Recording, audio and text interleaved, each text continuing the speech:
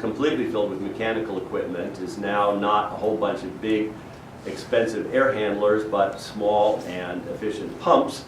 So we have a half a floor on the top that we can rent out with stunning views of the rest of the place. Again, it's by federal law that we are capturing all of the rainwater, reusing it. A 70% reduction in water use in the building. The goal is zero potable water on the landscape in that area.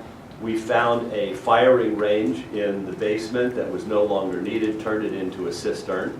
We're able to therefore encapsulate all of the lead and the other stuff that firing ranges leave behind very easily. And by consistently reducing this, again, doubled the energy efficiency of the building and enabled a canopy of solar to actually produce 20% of the electricity of the building, even in Portland, Oregon. And we did actually have a lot of problem because we'd actually never done a radiant system before, and our chief engineer here in Washington, D.C. was absolutely convinced that radiant heating and cooling is impossible to make work in the United States. It's only in other countries, apparently, that it can work well. But we managed to overcome the sort of resistance. And I think that's what you find in a lot of cases, that the federal codes and what's in our specifications are what's comfortable for people. And what the Recovery Act made us all do is get a little uncomfortable there. And you can see the look of the building afterwards. I will say that Michael Graves came by and said he liked the old building better, but I think he's wrong.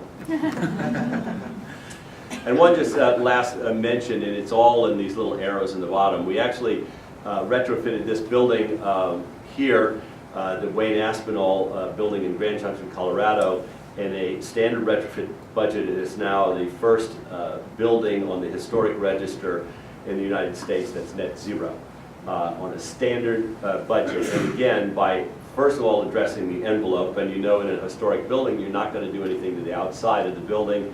We added insulation on the inside of the building. We did fix the windows. There are now double pane windows in the building, but the look is exactly the same. What you can't see on the front of the building is the solar that is actually providing the necessary solar. It's designed so as not to be visible from the street.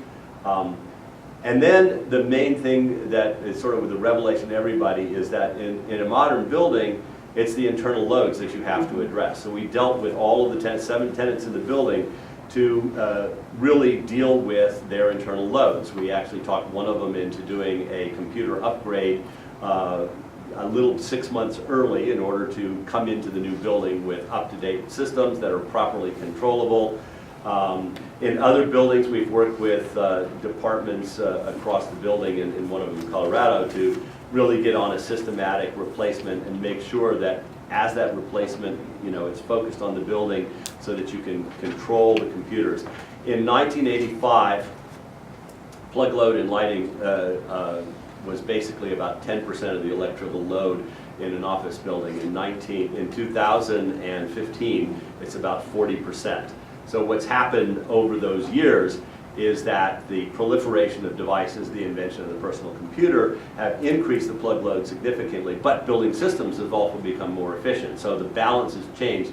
If you don't deal with the internal loads of the building, the best you can get is a whole lot less than what you actually need. And then and only then, mechanical systems. This is a pretty cool one, variable refrigerant flow coupled to ground source heat pumps. We worked with the city, got them in a parking lot in an adjacent place underneath. The city was happy because we did a lot of drilling, and then they had a nice new parking lot.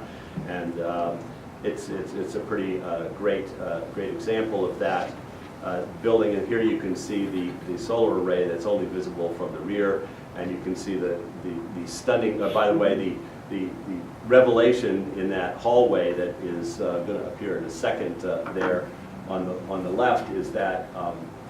In the 60s, they had put a drop ceiling and concealed almost 50% of the space. So we opened all of that back up so that it became the space it was originally designed to be.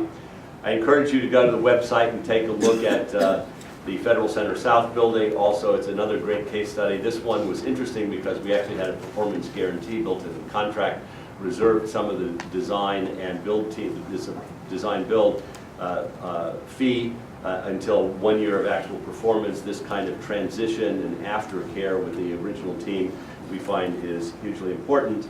And here's the contact information, which will be available on the website for this event and so on. And thank you very much.